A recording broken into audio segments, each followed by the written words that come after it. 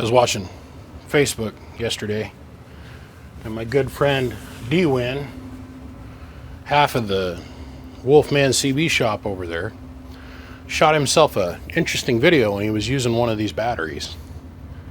This is a big AGM battery, okay? Big plates. This thing weighs a bunch. I'll get the actual data sheet weight on this thing. It's a bunch. Like, first I had to lift this onto the stool, then I had to very carefully lift this onto the workbench. Because, well, let's just say from where they took my appendix out, I might have myself a little problem, but I can't go get it fixed because of, you know, the pandemic thing going on right now. This is our resting voltage on the battery. This is our charge rate going back to this RSP 1500 15 volt. This just works out to be roughly 100 amps. And we're going to charge this thing. Now, what I'm doing here, like plug this thing in, let's get started. I don't feel like being out here all night. What I'm doing here is I want to do a head-to-head comparison. And we're going to charge this thing. I mean, charge it. Grab my little screwdriver because it's going to try and push it to 16 volts. Yep, 15.85. Okay, so we're putting 27 amps on it.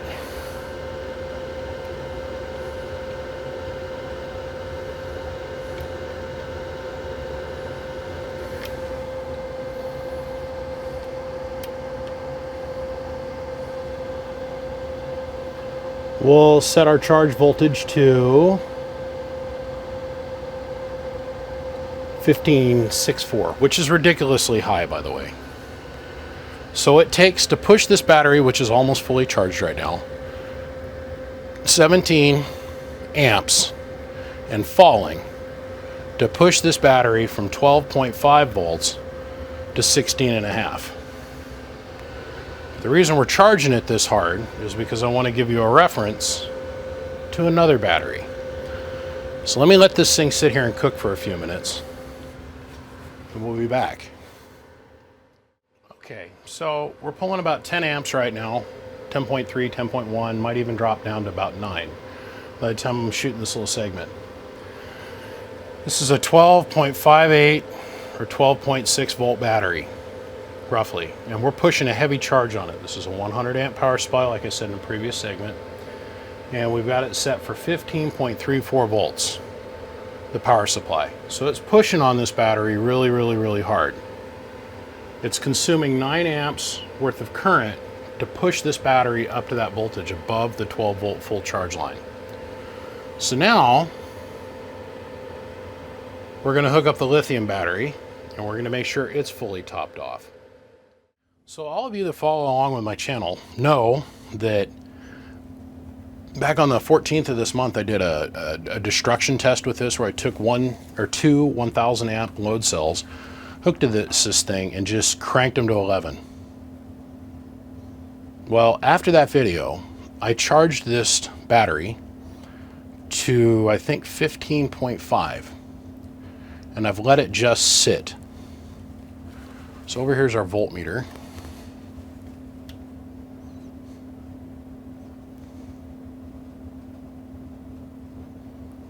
Let that sink in. Just let that sink in. So it's been sitting here for 14 days, slowly spooling down to 15.49 volts. This is going to spark a little bit, don't worry.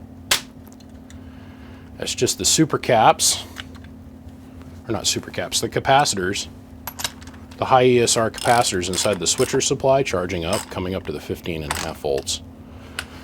So we have this set at 15.5. Currently right now our voltage sits, there we go, got a good bite, 14.49. so we're not going to see a huge amount of inrush voltage on this battery once we turn the power supply on here in a second. So we'll zero this out because we know there's no current going back and forth between the two. We reach down here and we'll plug this into its own dedicated 15 amp service. So on comes the switcher. and it's pushing about 15 amps, 12 amps. Wow, look at that thing charge up. And eventually this thing will work its way down to 0 for the most part. Let me explain to you the reason why that's really important and help you guys understand. This battery I let charge, old Big Red over here. We let this thing charge up. I let it cook for about a half an hour at the 15.5 volts, which is well over its charge rating. And it was down to about 10, maybe 9.9 amps. So if you have 5 of these batteries in your semi-truck, in your vehicle, in your whatever, and you have 100 and let's say 50 amp alternator, or no, most lease Navilles and semis are about 120 amp, 125 amp. You have given up by having 10 of these or 5 of these batteries present. You have now given up over half of your ability to charge or do anything with your electrical system. Remember, your alternator is the only thing running your electronics, your stereo or your CB or whatever that you want to have DC powered in your vehicle. Your alternator is running all of that until you get to the resting voltage of the batteries, which is 12.5 to about 12.8. So 5 of these batteries equals 50 amps worth of load that the alternator is constantly having to do to keep this pushed up to the 15 volt range, 15.5 or 14 volts or whatever. Or this thing here,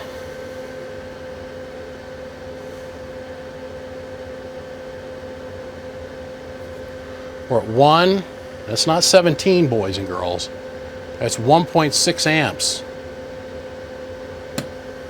That's because the resting voltage of this cap, or I keep calling it a cap, this battery is so much higher. Now you see these 2 little metal posts that are up in here. The reason I created that is because I wanted to create an anti-strike plate for the top of this battery as it was sitting here.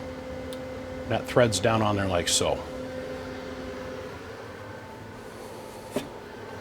And that keeps big heavy metal objects that will cause welding and violent destruction and let the El Smoke out from making contact with the terminals. So just in this short little segment, we're down to 1 amp to maintain this battery at its voltage.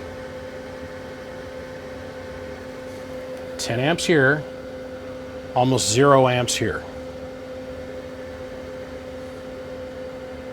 And we might just be getting a little bit of a loss just in the pressure connection that's here, which is poor. Pressure connection is very poor. Eventually that'll whittle itself down to be less than half an amp.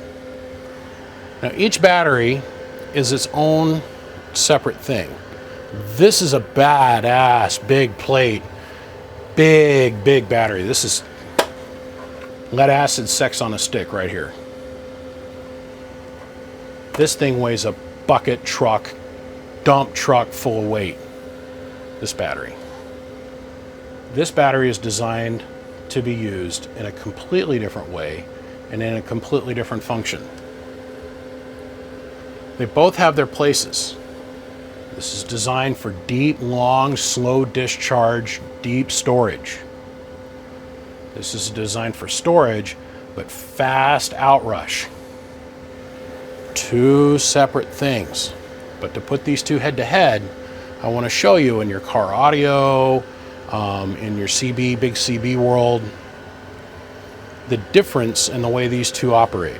This is all we've had for decades and decades and decades and decades, and this is what people know. They're comfortable with this. Now, what I'm going to put right about here on the screen is the web page address you need to go to be able to buy the cells and buy the stuff to make your own battery. They make complete kits. Now, if we sell enough of these, they're going to start selling them as assembled batteries. If we sell enough of these, I can guarantee you somebody over there at XS is going to start making these into complete batteries. But for right now, we've got this DIY central shop thing. That's where you can go to buy all of these cells, all of the bars, and enclosures to put them in so they look like regular batteries. And they'll fit in your regular battery locations underneath your hood. But I wanted to show you the difference in how these 2 batteries operate, fully charged, by the way, Not, oh, this one's kind of charged and this one's a little bit more charged and so on. Fully charged, I want to show you the difference between the two. So now we're floating around a volt or around 1 amp, and we're at 15.58. Now, because of the lower resistance of inrush of current of this battery versus big old red over here, that's the difference in about 0.4 of a volt. See, we're floating down to 0.8 of an amp at this moment. Eventually it'll get down to almost zero. So what I want to point out again is this represents 10 amps, 10 to 15 amps of constant load on your electrical system, which we've proven through a test, versus next to nothing, almost zero, constant load on your electrical system. That, and what we proved when we first came into the video, is this has a resting voltage of around 14.9,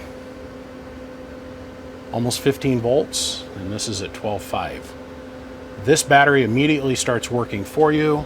This one doesn't do shit for you till you pull past your alternator and you're down to the 12.5 volt range. Okay? Okay, let's set up for the test.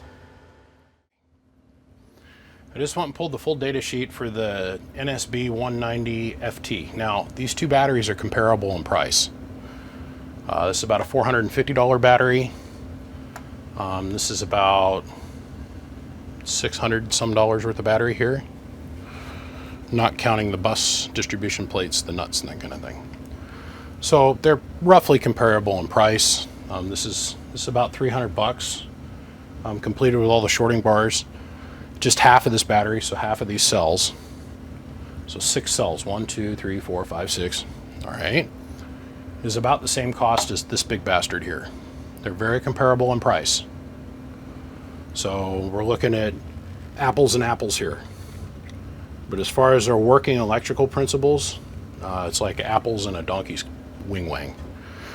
So just in the amount of time from us charging it to me being able to shoot this segment, which has only been just maybe 20 minutes or so, our resting voltage is back down to 12.76, which is relatively high. This is a brand new battery. It's had 0 in lifetime.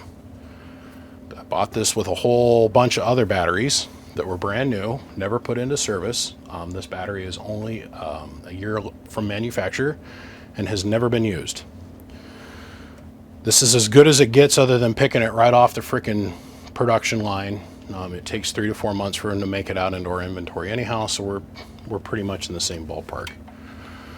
So our voltage is here, 15.5657. So about where we left off at, which was 15.58. Okay. Now we are going to hook up the world's worst terminals, which are these silly things. This is got a little bit of grass from after the last video. I took it outside and I threw it in the grass because it was smoking and stinking so bad. We are going to put the lead side closest to the terminal. So the wire lead comes in, and then there's just a little tiny jumper that goes across to the other side. We're going to take the lead side, we're going to click it closest to the terminal to give it the best chance for success. Now these wires are cold, they're really stiff. I'm going to make them hot again. Or I'm going to make them really soft. Oops, still got the load cell activated. I didn't want to do that. Okay. Let's back our load cell down to 0. Okay.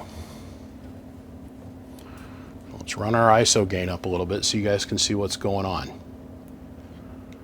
Let's tighten this up just a hair. A little bit more. Okay. So here's our voltage at 12 point whatever. This is our amp scale. Let's flip this to manual. All right, let's start bringing some load onto this. We're going to bring it on slow. There's about 10 amps. There's about 50. There's about 100. And look, we're already down to 12 volts. There's 150, 200, 250, 300, 350, 400, and it won't give us any more. So about 350 amps at just around 11 volts. We cannot outrush anything more than 350 amps at 11 volts with this battery. Now please note, we just put a short little burst of power on Big Red here, and our resting voltage is now all the way down here by 12 volts. But it'll slowly, as the plates start to recover, it'll slowly start to come back up again. Let me put this in here for all of us to look at. So Big Red here is designed for, like, if you're at a solar facility or a cell phone backup, or you're running your RV and you want to have just roughly around 12 volts and achieving your optimum operation, or you're trying to start a heavy piece of mechanical something or other. Well, no, not even starting. You wouldn't want to use that. You'd want to use a lithium. You'll see why here in a minute. Long, small, shallow amount of pressure. So we're back up to 12.5 again. Here, let's put just like 50 amps on it. This battery will sit here with 50 amps on it. This North Star battery will sit here with 50 amps on it and maintain around 12 volts for hours. And hours and hours and hours. This is what it's designed to do. Slow, slow outrush. As that carbon pile starts to heat up, it starts to pull more current. So slow, slow, slow discharge. Slow, slow, slow discharge. That's what this thing wants to have on it. That's what this battery was designed for.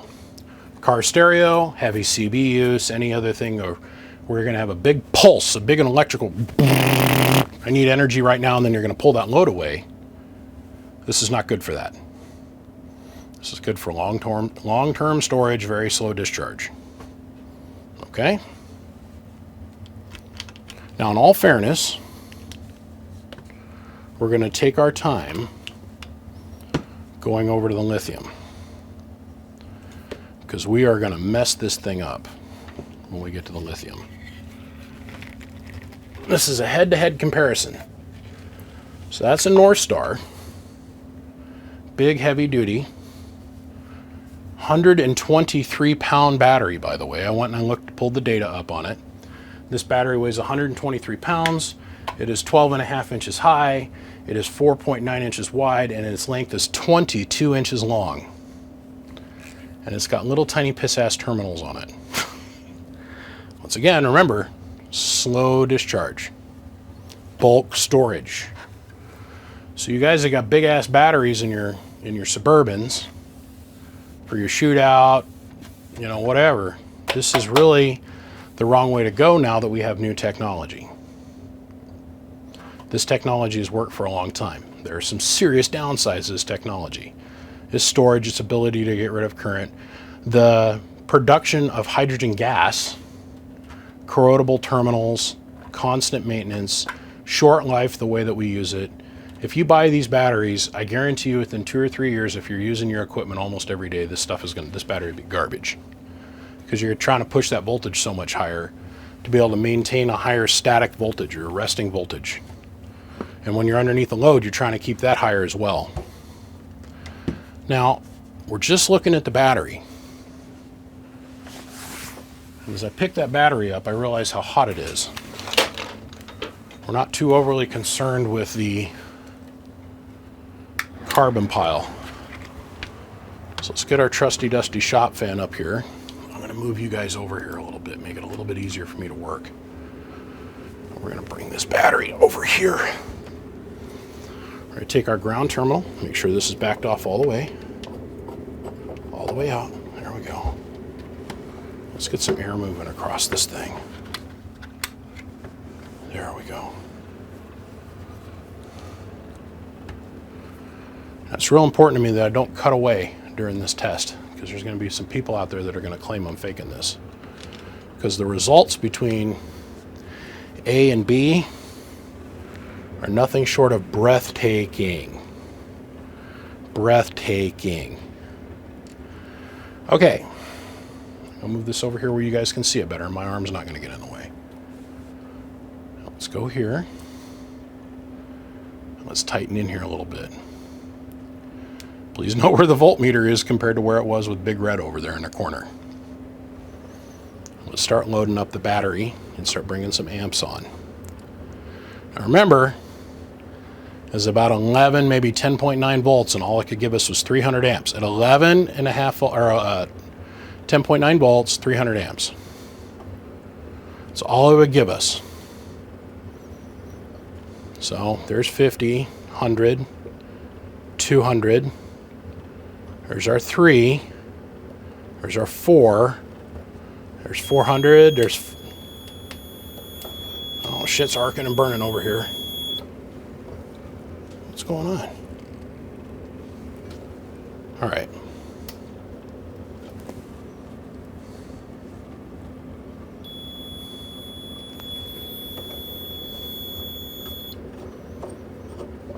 Did this carbon pile just quit? Something just gave up the ghost. Widen back out again.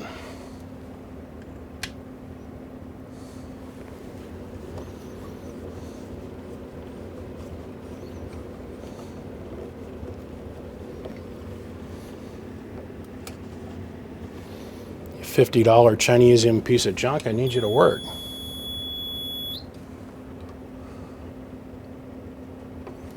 Well, I think we cooked it.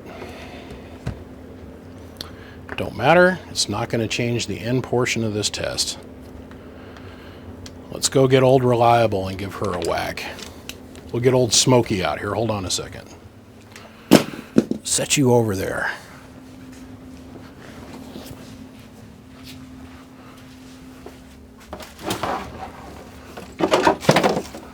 Come here, old Smoky.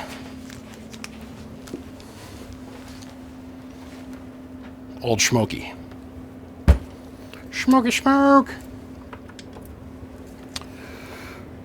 Ooh, ooh. Slow down there, hot stuff. Remember, everybody, I'm what they call a professional. Let's back the load pile out all the way. At least we know the load pile on this one's still working. Okay, so we're not going to be sitting up at that magical 15 volts anymore. But it ain't going to make no difference. This is all going to turn out the same. Now this battery's slightly discharged. It's still going to whoop the ever-living pee-pee out of this thing. Guarantee it.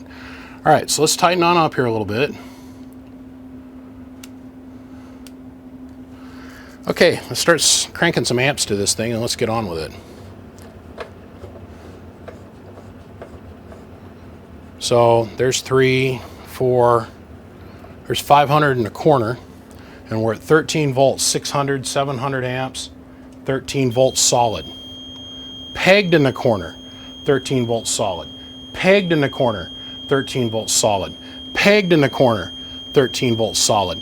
Pegged in the corner, 13 volts solid. Pegged in the corner. 500 amp, 500 amp. We're at 12.85.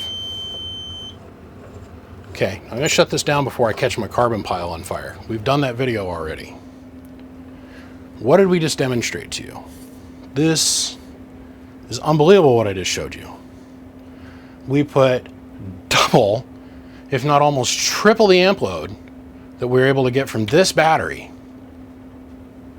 Remember, 10.9 volts, if we were lucky, at 300 amps, and that was with the carbon pile fully depleted. Could not add any more load to it. This thing wouldn't let us have any more than about 300 amps. This one, pegged in the corner and the voltage never dropped below 12.86. And that's with no recharge. The difference between lead acid and lithium is unbelievable. There is no comparison. The car audio world has fully embraced these batteries. Fully. It's the way of the past.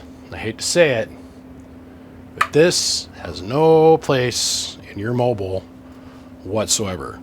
Hopefully this clarifies all the questions that I've been getting over the last 15, 20 days. Well, what's the difference? I don't understand the advantage. What's the main point behind the battery? 123 pounds worth of weight, 15 pounds worth of weight. 300 amps at 10.9 volts. Unknown amps pinned in the corner past the 500 amp mark, pegged in the corner, 14 volts. Think about that. When you step on that pedal, romp that frickin' mic. Hello, 111111111. Got down. Your alternator isn't doing all the work. The batteries are. All the alternator is doing is replacing the current that is stored inside the batteries. Breathtaking. Breathtaking step forward. You have a cell go bad, you undo the plate, replace the cell. You don't have to throw the whole battery away. Magic. I know. Now, in closing, you want long-term storage. You want to sit around and run a set of lights for 48 hours with no recharge. This is your girl. You want to have your stereo system bumping when you pull up on the corner trying to talk the girl out of her underwear. Or you want to fire down and put them all on top of somebody with your big giant CB radio. Sit around and run your stereo till 3 o'clock in the morning. Not this guy. That's this guy. And what I mean by your stereo is I mean like your AM cassette deck that's got the 8-track reel-to-reel attachment hanging off the front. This guy. 2 batteries, completely different purposes. The most that we were able to get out of this battery was 300 amps at 10.8 volts. We showed on video the other day that we could put over 1,000 amp load on this battery and maintain 14.5, so I'm going to rate this roughly at 1,000 amp discharge, 14.5 volts. We just pinned 600 amps on this thing and it held it 4 times in a row before we were able to catch it. Remember, we had our first failure, we had our second failure, and then we hooked it up shorted with the carbon pile fully depressed, and if you notice, the needle went all the way to the corner at that. And then on top of that, we did for a long period of time. This is the same battery that we ran a 16 pill on for 45 minutes, making 4,000 watts peak and 2,000 bird before it dropped down to 12 volts flat for 45 minutes. I couldn't even run a 16 pill on this battery. It'd be at 10 volts or less. Because remember, we're going to pull more than this amp can supply or outrush. There are many different levels to batteries. They're all used in different ways. There's many different kinds of lithium. So before you jump off the ship, make sure to read and educate yourself. The other thing I want to talk about is battery balancers when it comes to this battery. Battery balancers have their place, and it's up to you, the end user, to decide if you want to use them or not. It's not up to me to say yes or no, maybe kind of, sorta. It's up to you, the end user, to figure out if you want to use them or not. If you are buying used cells from an unknown source and you don't know the quality of the lithium that you're buying, I strongly suggest that you use balancing boards. Balancing board isolates out each one of the cells and it makes sure everything is matched. Each one of the cell voltages are matched. Really helps with the longevity of the battery. The way most of my guys are going to run their shit, I would not even bother talking to them about it.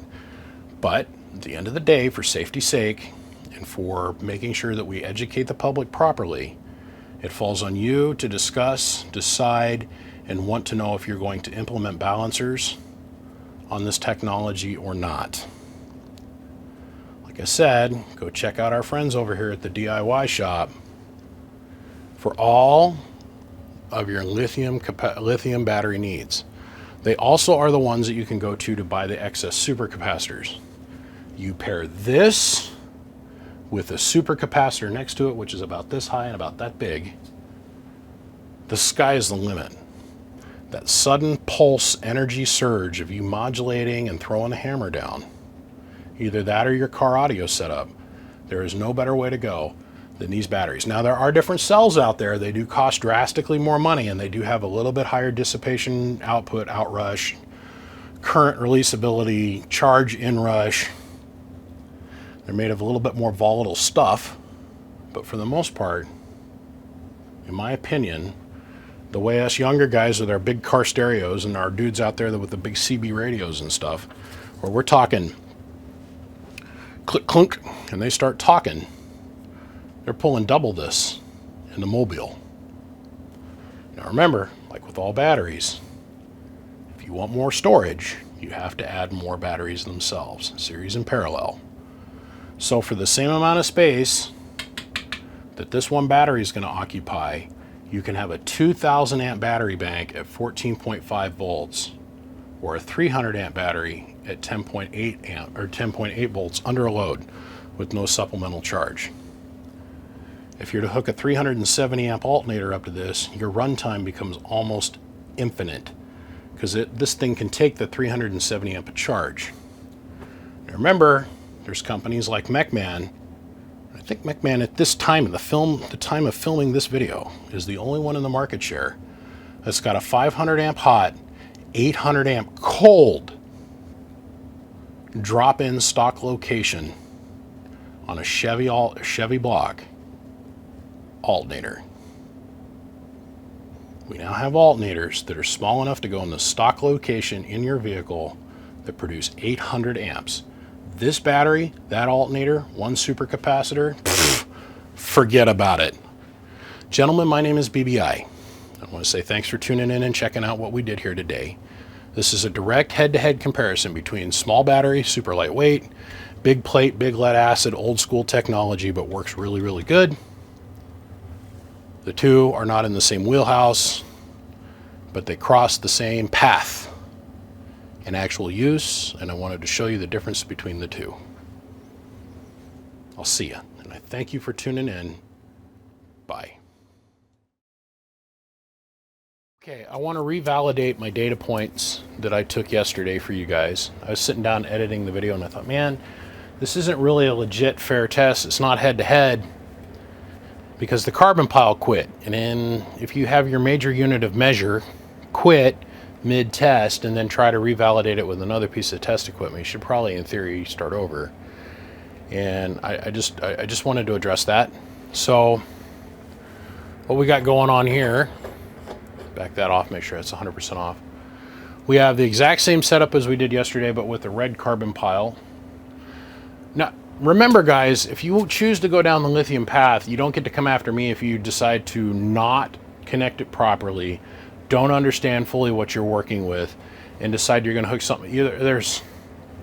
We're talking 1,000+ amps worth of storage in that battery, and it can get rid of it really, really fast. So it's just like the supercapacitors. If you F up with the supercaps, your butthole's going to be in a world of hurt, and you're going to damage all the components and crap in your equipment. Let me say that up front. So don't come crying to me if you don't understand what you're doing. You hook something up and you damage it. But this is a great battery. This is an awesome battery for what it is. Technology has moved on, developed us batteries that allow us to do more with what we need, the way we want to use them. What we're going to do here is we're going to try and recreate the situation we had going on yesterday, where we had 300 amps displayed here, and we were at about 10.8 volts over here, and about 10.9, 10.8 volts over here, okay?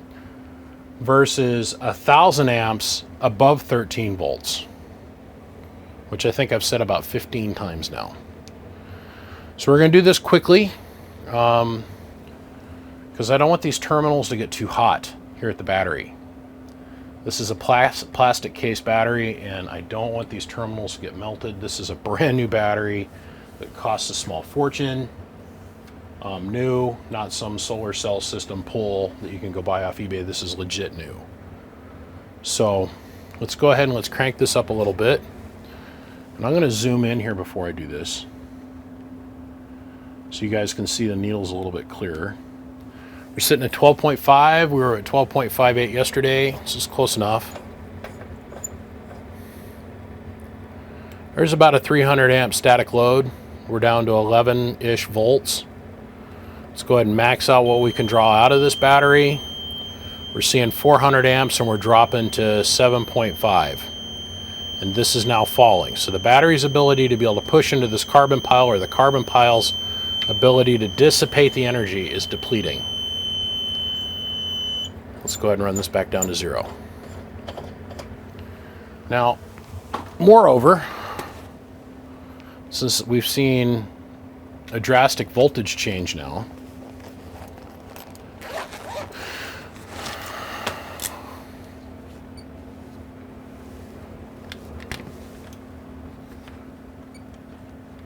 turn on the light. Let's set this someplace where you guys can see it. Let's try this again. 0, please. Thank you. Still no good. There we go. Okay, let's try this again. I'm not too trusting this shunt anymore. I've set this thing on fire so many times. How could we? There's 300 amps. It's showing us 300 amps here. There's 400 amps. We're showing 400 amps roughly here, and it's falling. And we're at 10.78 volts.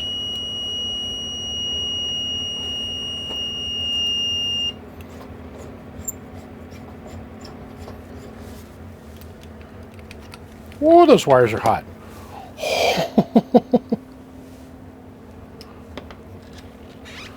Limp, soft noodle. Soft noodle. Okay. Let's lay these to where they're not going to burn my plastic mat. Hot. Hot. Okay. So around the 300 amp mark, 350 amps, down around 10.7 volts. So our data point is validated from yesterday. Man, the terminals are hot. Hot. Woo. The point is, our data point stands. We're within 50 amps and we're within 1/10 of a volt. So, means winning. Gentlemen, thank you. We'll see you. Goodbye.